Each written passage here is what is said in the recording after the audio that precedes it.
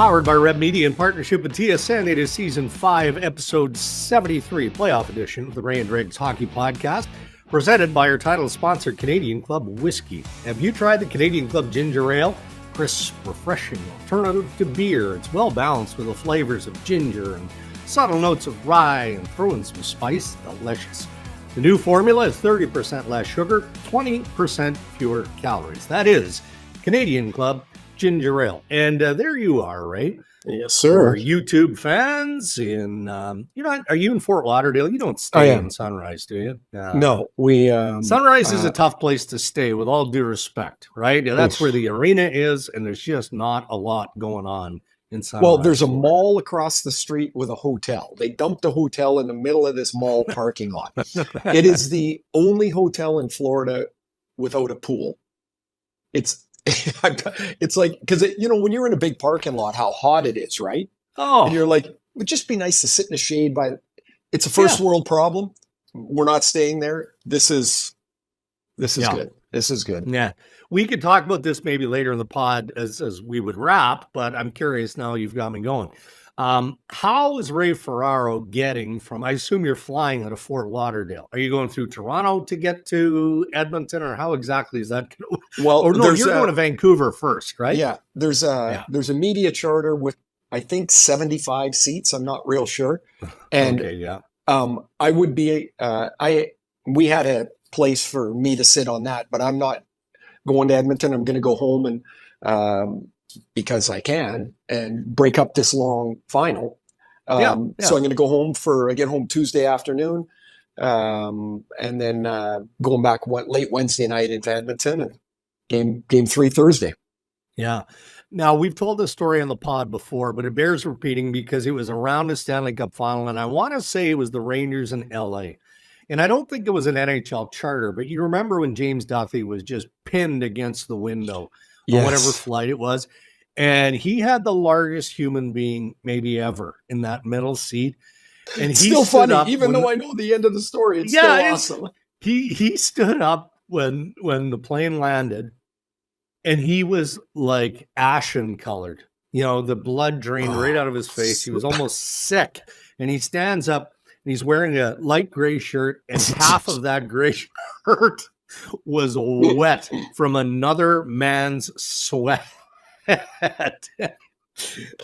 bring that up every Stanley Cup final. I bring that up with. Well, James. you guys are gonna be in Edmonton, right? Correct. Is Jimmy coming out? He is. Jimmy. He's got a lot going on. He's got soccer. He's got a lot going on. It's nice of him to squeeze the sport in. Yeah. He is coming out. So our plan is 3, 4, and 6. So how confident are you? I'm pretty confident we'll get back to Edmonton for 6. I am. I don't think game 1 changes my mind on the length of the series. I mean, we'll get into it quickly here, but I was quite surprised with the way game 1 played out. All right. Well, let's go through some of the adjustments that you would make, what you saw in game 1, what we should expect in game 2 as part of our headlines. Brought to you by Tim Hortons. Hey, cool down with your favorites for less at Tim's this summer during their first ever happy hour. Treat yourself to select $3 medium iced lattes, flavored cold brew every day from 2 p.m. to 8 p.m., but it's a limited time at Tim Hortons, so check it out. Where do you want to start, Ray? Why don't we start with, I'm asking you that, and then I'm telling you where. Yeah, I was going to say, what are you pretending to ask for? Okay. Only because I tweeted it earlier. Hang on, you know what that sounds like? Yeah. That sounds like when Cammie says, do you think we should go get some groceries? Yeah. Like, what does that even mean? We're going to get groceries. We're going to get groceries. And so, would you like to come, basically, is the question. It's the same thing, man. I have a strong sense that Vincent Desharnais is drawing into the series for game 2. And, look, we're recording this the morning of game 2. So it's a game day, and so anybody who's listening after the fact, you'll know the answer to this. So I think what the debate is, the discussion is, the decisions to be made are around, do you go 11 and 7, meaning you dress 7D, or does Cody Ceci potentially draw out and Desharnais comes in place of Ceci? I mean, hey, Ceci and Nurse just weren't good enough. They do not work together. Right? It does not work. For whatever reason, there's been enough games to say that's a pair that you probably shouldn't have back together. Yeah. You know, like if you look at both goals, they were played poorly by both guys on both of them. So like you could point your finger at one guy or the other guy. The first one's a 3-on-2. McDavid is not, the read that Nurse has to make is, does he have help from McDavid in the middle of the ice? But McDavid, fast as he is not going to catch Barkov in that spot because he was too far back. Yeah. Yeah. So Nurse just has to continue going straight, backwards, straight. Keep the puck on the boards. Yeah. As soon as he pinches or tries to squeeze out Sam Reinhart, then the puck goes to Barkov. Now, Ceci, whose job is to stay on the back post, now he can't stay there because then he gives Barkov a 15-foot breakaway. So he's got to move over and try and get in the way of the pass. And then the pass, so they got beat twice. The second one, first of all, Ceci can't get beat to that puck as cleanly as Bennett got there. And I'm not really sure what Nurse was doing with his stick in front of the net, but Al Arbor, you know, Al, the great Al, used to say, you know, you're not Zorro out there. I mean, what is the thing doing chest high? The puck went right past him. It's in the net. And so the change has to be made. My choice would be, and this will lean into, I think, something else we're going to talk about, but I would dress 11 forwards and 7 defensemen. And I would want to get the extra forward spot as more ice time for McDavid and Draisaitl, even though McDavid played 25 minutes in the first game. Because I do not think they can play McDavid and Draisaitl together. No. Mainly because what came out after was non-threatening. Yeah. You know, I don't think, and it's been reported widely that Kane is healthy enough to really make the impact he can make. Right. The whole game he stands up, I don't know if you saw that. Like he stands up right next to the end of the bench, and that's that core thing. If you sit down, you know, it cramps on you. So he stands up, and you can only give what you can give. Yeah. If you put those two together, then, you know, I mean, now you need one of Nugent Hopkins or Henrique to really play well in the middle. Yeah. They tried them both, and it didn't work. And so my decision becomes, it's kind of weird. Corey Perry or Sam Carrick might lose their spot in the lineup because they can't play Ceci and Nurse together.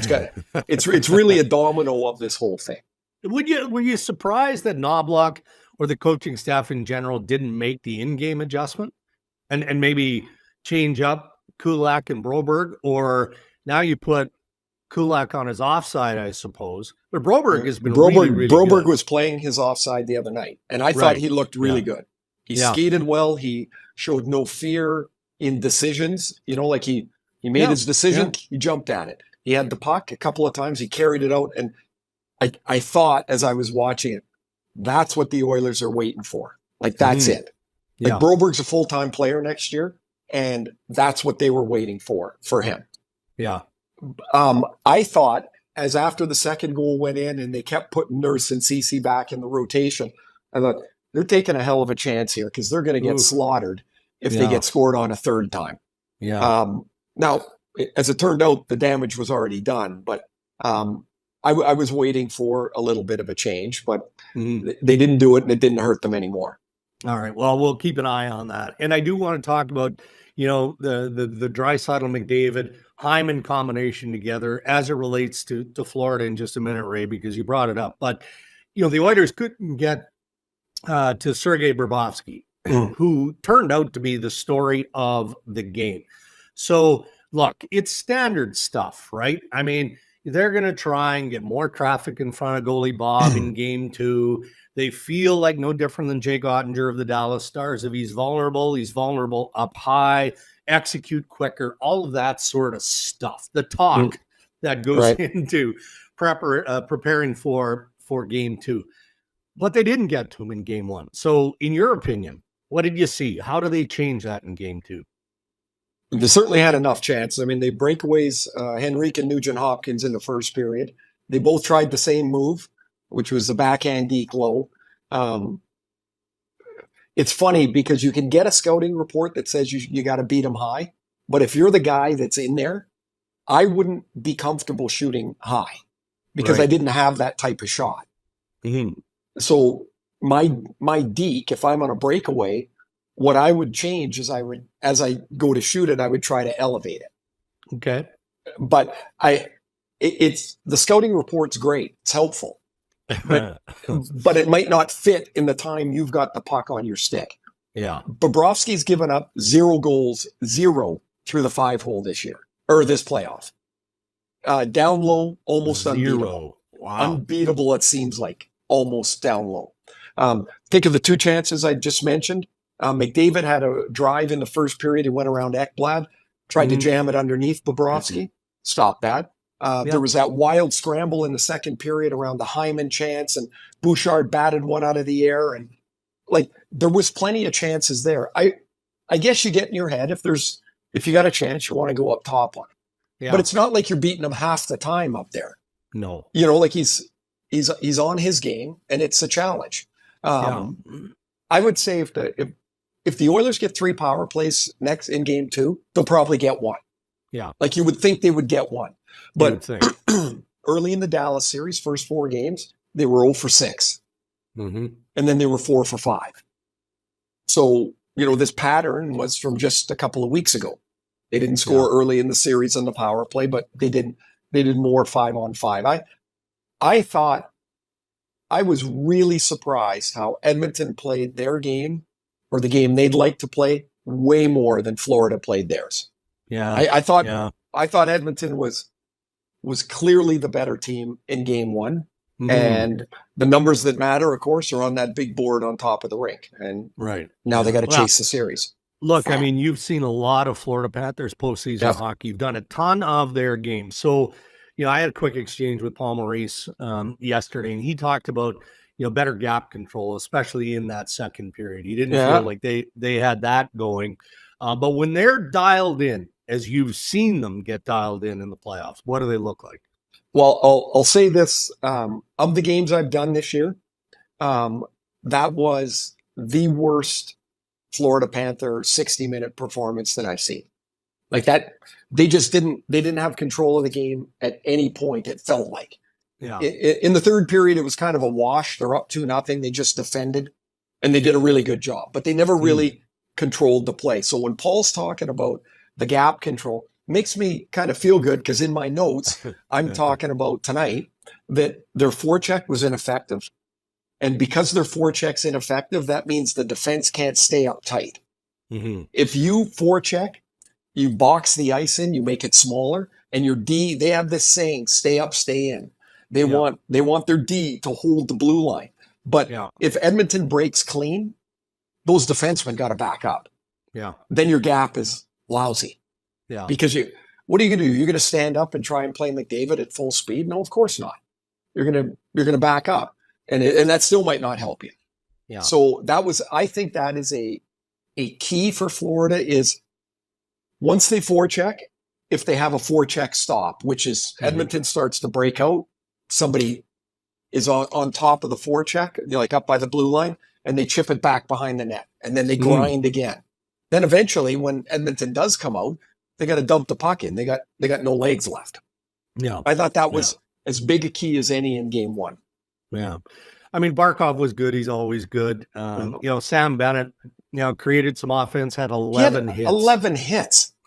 Okay, so I was watching the game, and they're not all steamroller hits, right? No, but but they're effective. Man, he must have felt like a bucket of bolts on Sunday. Because just think, if he hit 11 guys, would he have been hit 6 or 7? Yeah, right. Probably. Yeah. I don't know, 4 or 5, whatever. And 15 times you're in a minor fender bender. Yeah, that's not going to feel good. But man, he played really. I thought he was really effective. I thought Tkachuk was really quiet. I thought Reinhart was really quiet. Yeah. Verhaeghe had the goal, and then really quiet. I just didn't think they had or were able to play with the aggressiveness that they want to play with. And my takeaway from the first game that I want to see in the second game, and that's the challenge, is can they do it? Or is Edmonton a team that can break that aggressiveness down with how quickly they can move? Right. And one game doesn't tell you that. It doesn't tell you that. And it's interesting that, you notice the same thing out of Tkachuk and Reinhart. And I mean, they're going to be better. To a man, Florida is going to be better. So that'll be the challenge, for the Edmonton Oilers in terms of how they counter. But again, when we know Reinhart can shovel the puck into the net, he did it consistently this year. But when Matthew Tkachuk is clicking, what does that mean? And what should be what would be the Oilers' kind of view of what that looks like when he's on it? Well, he's around the puck more. He's playing a little give and go in the offensive zone. He had one shot the other night. He had 280 shots in the regular season, close to 70 in the playoffs, and he just had one the other night. And I don't even remember it. Like it just seemed like a game where he was outside the guts of the game, and that is very unlike him. Right. Like I would suspect game one's in their pocket, which now means Florida's in exactly the same place as they were last year. They've won one game in the final. But I would assume yesterday, because everybody, I'm not just saying this is unique to Matthew Tkachuk, but because everybody does the same thing. The day after the game, as you're walking around and doing whatever, you self-evaluate. Yeah. And you're thinking about your shifts and about the game and how it went, and he wouldn't have been very happy. That was not a game he would go, you know what, I like the way I played. Yeah. All right, back to Edmonton. And again, earlier in headlines, you mentioned it's not a healthy scenario when you've got to play Leon Draisaitl and Connor McDavid together outside of the power play. I mean, you're much stronger, in all aspects when those two superstar players are separated. We did see there was at least one play, I think it was in the second period, right after that penalty kill. They were strong there again, and it looked like a momentum opportunity. So Knobloch throws Draisaitl, McDavid, and Hyman out there for a shift. But prior to that, I mean, he, for the most part, kept them split up until the third. Yep. And now you're chasing the game, right? But last shift of the second. Yeah. They went out and then all in the third. And doesn't it just condense what you have to worry about if you're Florida? So McDavid played just a shade over 17 minutes at 5-on-5 the other night. And Barkov, well, I guess Reinhart probably too. But Barkov was out there for 10 of the 17 minutes. Yeah. And Forsling and Ekblad were out there for 13 of 17. And so if they're together, that's the group that you can match 1v1 because you're fine with everything else. Like you'd be confident. What really hurts, I think, Edmonton is, as I mentioned about Kane's health, is if they're apart, you've got a compromised Kane, and Dylan Holloway's probably not ready to play in a top six role. The guy I think makes as I look for a possible lineup adjustment is Adam Henrique. To move into a little bit more prominent role. He had 7 hits the other night. Yeah. I think he's probably more capable of making a give and go play with Draisaitl than Holloway is at this point. Holloway had a nice start to the playoffs, but he's young and this is a lot. And maybe you can slide him back down the lineup and you get, almost the old saying, Dregs, you get more from less. Yeah. And maybe that would be the case. Yeah. That Henrique line looked pretty solid, didn't it? Yep. Like in game one. It felt like they were going to contribute something. And man, they need that, right? Just based on matchups. Yeah, but to get Fogle back in the lineup, who just had his toes stepped on for a few games, you're going to get a burst of energy in his first finals game and coming off a great regular season, but somewhere in the playoffs, it just happens so frequently. Is the game is different, and if you're a 20-goal scorer, as he was for the first time, that means you don't score in 60 games in the regular season. Say you get a 1-2 goal game, it's like it's 61 or 62 games you don't play. He scored the first game against LA. He's not scored his last 15 games. Mm-hmm. So if you're a 20-goal scorer, after 20 games, you have 4 goals. Mm-hmm. Or you have 5 goals, right? Times it by 4. Yeah. That would be your pace. So if he were to score game 2 and game 3, he'd have 3 goals in 20 games. And you'd go, oh, yeah, he's right on the pace he is. But right now, they need something from him. Yeah. He's a valuable player for him. Ryan McLeod seems lost a little bit. He usually makes you jump up a couple times when he carries the puck. He's got that speed. Yeah, and he hasn't found it. And man, I have a lot of, I don't know if empathy is the word, but understanding for how hard it is and how much you internally panic when you don't have your game in the playoffs. In the regular season, it's something different. It's just, you got a lot of games and, you could chip one in here or chip one in there. But those guys are feeling the heat. They can read and they can see the stats that all the offense comes from 5 guys. And they know they could be helpful. And right now, they just can't find it. I'm developing a lot of time for Stuart Skinner, both in his play, but more so off ice. His post-game, man, he's a thoughtful guy. He answers the questions. He listens. He's not combative. And there were some sketchy questions. What's Bobrovsky feeling right at that? He shouldn't have to answer questions about Sergei Bobrovsky. But the answer is, in my mind, if you're, he works with the Oilers mental coach, and the answer there all the time is, I don't know. I'm standing in my crease. I never shoot on him. He never shoots on me. I'm not playing him. No. I'm more worried about Barkov and Reinhart than I am about Sergei Bobrovsky. Yeah. And then there's no other question. Yeah. So you were good. You were good with either goal and how he kind of quickly settled in. I mean, he gave them a chance with his level of goaltending. I don't know how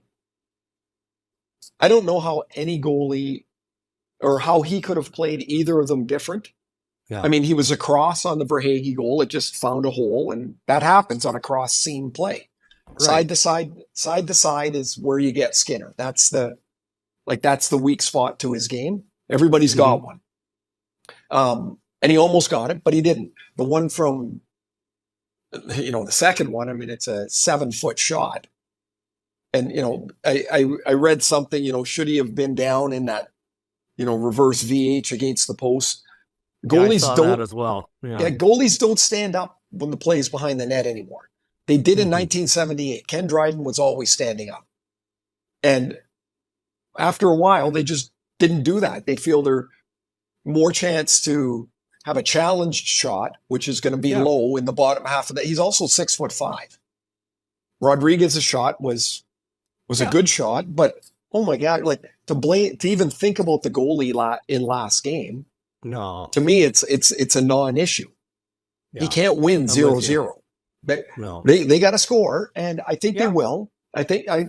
If he just has to, and as he knows, the goalie can only stop one shot at a time. He can't worry about what's in front of him. He can't worry about whether the power play's any good. He can't worry about the breakouts. He can just stop the puck when it comes to him. That's his job. Ray, James Duthie often will steal other people's intelligence, information. Maybe he got it from ESPN. I don't know. But I don't know. He does it with his golf swing. He does it everywhere. Everywhere. He ended one of our post-game segments the other night with a stat, and I think he said when the home team wins game 1 of the Stanley Cup Final, 83.5% of the time they hoist the Stanley Cup.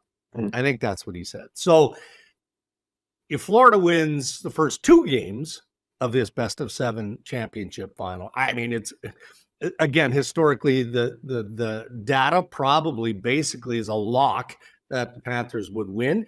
So in saying that, as cliche as it is game 2 must win for the Oilers? Well, if it's not, it's whatever's in the next box, to must win. The number I saw, a team that wins game 1 of the final series wins 76% of the time. Right. So you're already in a pretty big hole. Yeah.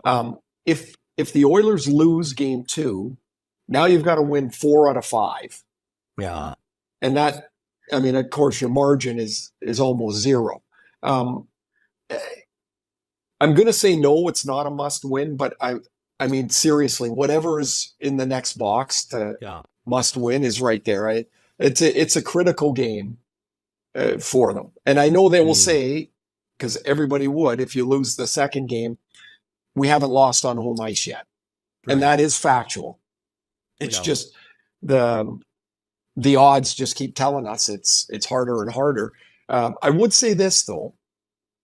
I don't know of a playoff year where it seems like there's so little separation between the teams.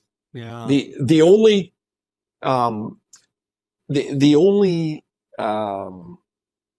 real series that was a wipeout was Washington and the Rangers. Mm-hmm. So let's just look at the Oilers, and we'll unspool this a bit.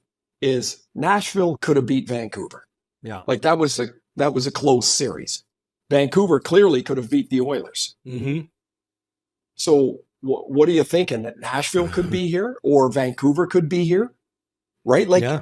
So my point is, if they lose and it's a game like the other night where they feel pretty good about their game, then you shouldn't feel, if you're an Edmonton fan, that you can't come back. Now, the numbers say it's going to be damn hard, but the games the margins are so tight and so close. And I think this year feels tighter than it's been in most years. Yeah, I'm with you on that. I think you're right.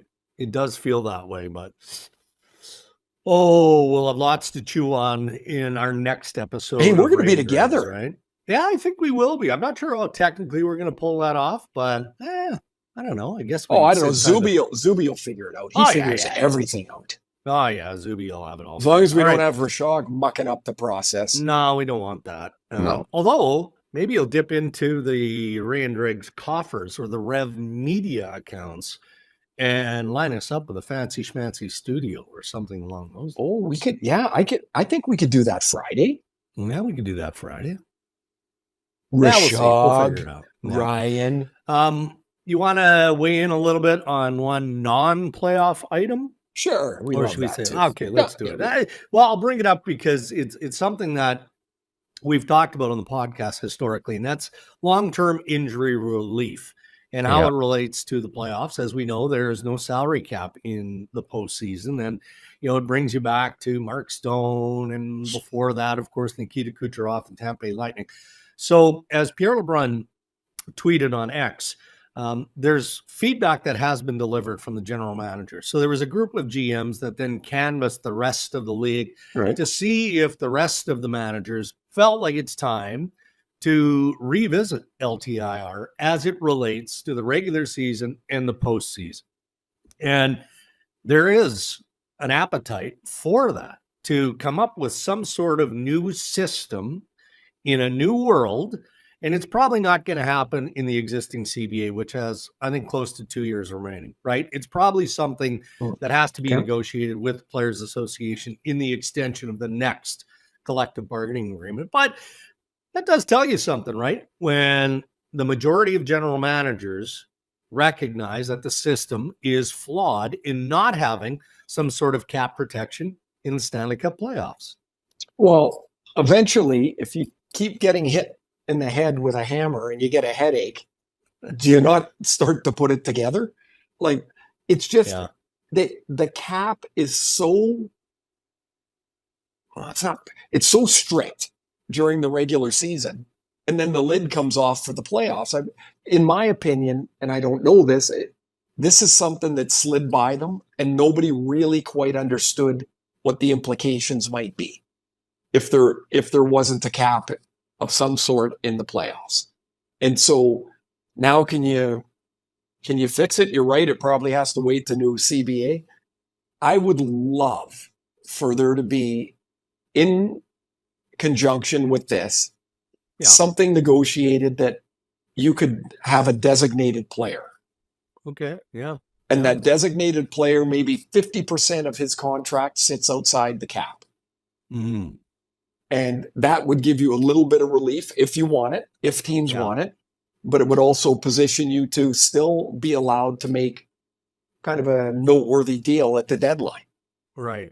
And then you would have a pretty similar cap number in the playoffs, and that would be for the team on the ice. Yeah.